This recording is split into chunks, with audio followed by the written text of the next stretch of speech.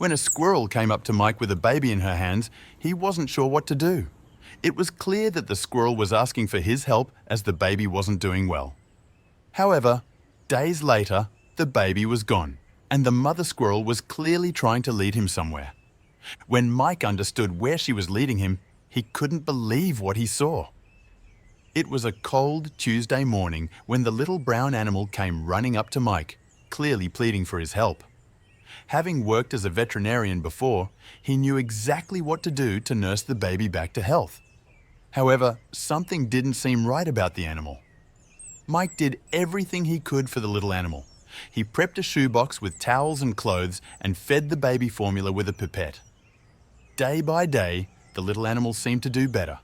But one morning, Mike woke up and the baby was gone. Stress filled Mike's body. He couldn't bear losing the little animal that needed more help. There was no other choice but to search in his garden and the forest surrounding it. Mike did exactly that for hours when he spotted a squirrel in the distance. Not wasting a minute, Mike sprinted up to the animal, and he was surprised to see that it looked exactly like the squirrel that had brought her baby to him. Coming closer, he was sure it was the same squirrel. However, every time Mike got into reaching distance, the squirrel would move a bit up ahead. It was clearly trying to lead him somewhere. This went on for a few minutes when the squirrel decided to stop at an open spot in the middle of the forest. The spot was completely surrounded by trees. It looked like something out of a fairy tale, but something wasn't quite right. The squirrel stood still and waited for Mike to get closer when it suddenly moved up to a single tree on the edge of the open plains. It frantically started climbing up and down the tree's bark, showing Mike something was off about it. It was trying to show him something was wrong, but Mike couldn't quite figure out what it was. Mike stood still and stared at the tree for a few minutes. The tree looked completely normal, and he didn't see anything off about it. Mike thought the squirrel was playing a game on him and decided it was best to move back home. That was until the squirrel disappeared inside a hole in the tree and kept poking his head out the hole. Anxious to know what the squirrel was trying to show him, Mike moved closer to the tree and looked for ways to see what was inside. The only hole in the bark was all the way at the top, and there was no way for him to get there. But when Mike knocked on the bark, he realized that the squirrel was trying to show him something serious. When Mike knocked on the bark, it made a hollow sound. It was impossible for this tree to be hollow from the inside, so there must be something stashed inside of there. Mike just had to know what was inside of it, so he hurried back home to get materials to find out. While Mike was rushing home, the squirrel still followed his every move.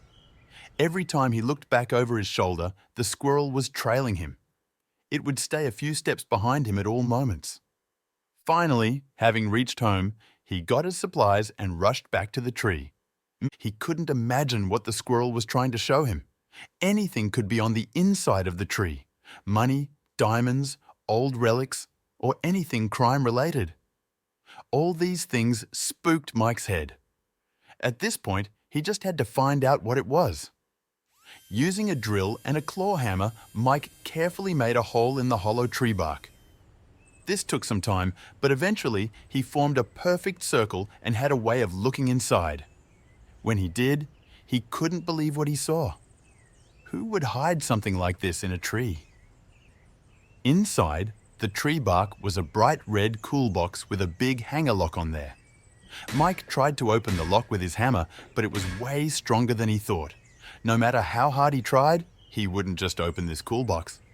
Mike questioned himself if it was a good idea to take the cool box to his home and try to open it there. What if something was in there that he wasn't supposed to see? After debating for a few minutes, his anxiousness took over and he decided to take it with him. On the way back, he kept thinking to himself that it had to be something holding a certain sort of value. Otherwise, it wouldn't be hidden in such a strange place in this remote location. Different thoughts kept spooking his head, trying to figure out what was inside. When he came home, it struck him that the box held a strange smell. It smelled like something out of nature, but had turned bad after a while.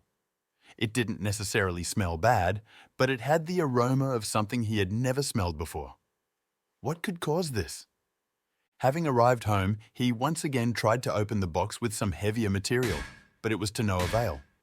The lock on the cool box was immensely strong, and even an iron drill couldn't get through it.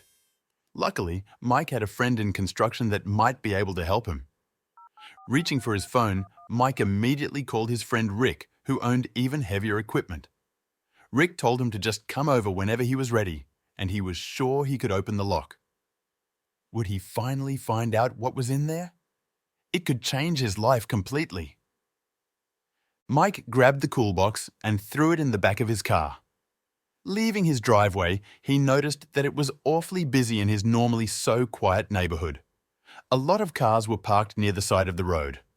However, with the mysterious cool box on his mind, Mike didn't think anything of it and drove away. Rick only lived a few blocks away, so Mike would be there soon. On the way to Rick, Mike noticed there was one car driving behind him, and it almost seemed like it was trailing him. Could it have anything to do with the cool box? On the one hand, no one could know that he had found the cool box as he hadn't made contact with anyone other than Rick, but he still decided to take a different route just to ensure. However, wherever Mike went, the car would still follow him. Eventually, Mike reached Rick's place, and the car behind him passed him and kept driving. Taking a quick glance in their car, he saw two men, but everything happened too quickly to see their faces clearly. Mike decided not to worry about it and rang Rick's doorbell. Rick directly led Mike to his workshed, where he had an arsenal of machinery and equipment. Mike got excited seeing it, realizing they would probably be able to open the lock here. However, it didn't go as easy as he thought. No matter what Rick tried, the lock wouldn't budge. Rick was amazed by the lock's strength and had never seen anything like this. Whatever was inside the cool box, the owner clearly wanted to keep for himself. Disappointed about not opening the cool box, Mike took it and returned home. On the way back, he got this strange feeling that maybe he wasn't supposed to have the cool box and the owner was up to no good with it. He had thought there would be money or something else valuable in there, but he couldn't shake off the thought of something illegal inside. Mike wasn't sure what to do with the cool box, but decided to take his chances of it being something valuable. This could change his life drastically.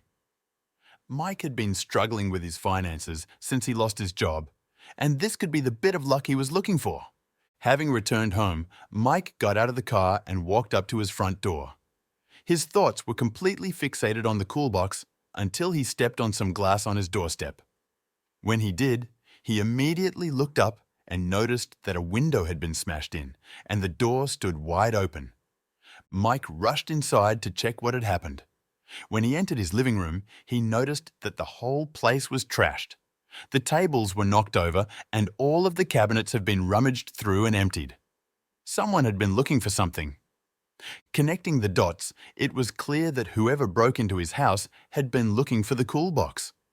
This became clearer when he noticed that nothing was stolen, not even the valuable watches he owned and took pride in. They were looking for one thing and one thing only. Calling the police seemed like the only logical thing to do. It didn't take the police more than 10 minutes to turn up at his house and start investigating the place. What the police said, after being done with the investigation of his house, shocked Mike.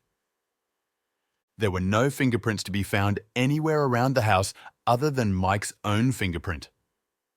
Whoever broke into his house was a professional and knew exactly what he was doing. When the police asked Mike if he could think of anyone who would do this to him, he said no and kept silent about the cool box. The police told Mike that it wasn't a good idea for him to sleep in his home tonight as the burglar might return. They asked him if he had someone he could stay with for the night. Mike told them he would be fine and immediately went to call Rick's number. After explaining what happened, Rick told him to come over and spend the night at his place. Mike was obviously shocked about what happened, but he was glad he could stay at Rick's place. He felt safe here and got to relax a bit. He even managed to fall asleep early. What he didn't know is that his night would soon take a drastic turn. Deep in the night, Mike was awakened by a big bang inside Rick's house. He heard rustling glass, and clearly someone unwanted was entering the house. When Mike and Rick got up to see what was happening, they spotted 4 men dressed in black standing in the living room. "We're not here to cause any trouble, but you own something that belongs to us," one of the men said. Rick wasn't sure what the man meant, and Mike played dumb. Mike knew perfectly well that they wanted the cool box, but wouldn't give it up this easily. At this point, the situation got very tense, and it was clear that the masked men were going to do anything necessary to get the cool box back. After playing dumb for a few minutes, Mike realized it wasn't a good idea to stall these men. Mike understood that he got into a world of trouble and told the men that he would lead them to the cool box he had put into his car. Reluctantly, Mike grabbed his car keys and gave the burglars what they wanted. Without saying another word, they took the cool box and sped away in their cars. What the masked men didn't know is that Mike had secretly taken some photos of their plates when they sped away. Doing this was risky, but Mike felt he needed to do something. If they had noticed, Mike would have had even more problems, but it would definitely be helpful for the police. Still living in a world of shock, Mike called the police for the second time that day. Living in a quiet village, burglaries didn't happen often and definitely not twice in a matter of hours. When the officers arrived, Mike was surprised to see that they were the same ones as earlier. It didn't take long for the police to understand what had happened. The police immediately linked the 2 burglaries together. Mike and Rick's stories checked out, and they decided to take both Mike and Rick to the police station to explain even more. At the police station, the officers were annoyed that Mark had kept silent about the cool box earlier. That was a clinical piece of information, and it was dumb of him not to tell them about that. They could even charge him with obstructing the investigation for that. At this point, Mark understood that he had been dumb and told the officers he would cooperate with the investigation. He even showed them his pictures of the cars and their number plates. Would this be enough for the police to find the burglars? The number plates returned as cars that had been stolen a few days before. Clearly, they were dealing with a professional criminal organization. The police desperately wanted to find them and put the full police force on the case. For a few days, it kept completely quiet, and no new leads came in. That is until 2 of the number plates were spotted by a camera on the highway. Trailing their route, they had a good idea of where the cars were heading to. At this point, the police were working together with the state police, and they patrolled the area that they expected the cars to be in. After a few hours of driving around the neighborhood, one of the police officers spotted one of the cars and called the other cops over to where he was. Everything checked out, and these were indeed the cars they were looking for. At this point, a SWAT team had been called in and entered the house an hour later. Would the robbers be inside? And was the cool box there as well? The SWAT team and the officers struck gold. 4 men were inside a seemingly abandoned house, checking something on the computer with the cool box standing beside them on the ground. The officers arrested the men and couldn't believe what was inside the cool box. They had heard of this criminal organization for a long time, but never got close to them. They didn't even know that they were dealing with this particular organization during this investigation, but when they saw the inside of the cool box, it struck them. We've got them. Inside the cool box was a tracker and another small box hiding a USB stick in a hidden compartment. The USB stick was full of classified information and a crypto coin account where they would get paid and pay for illegal expenses. Having been a big help in the investigation, the officers decided to tell Mike what the cool box was holding. Mike couldn't believe his ears when he heard it. He realized that he had been insanely dumb acting the way he had acted, but was glad that the situation was resolved and everything was over. When he returned home, he sat down in his swinging chair and stared into the distant forest, the place where it had all begun, helping and following Mama Squirrel.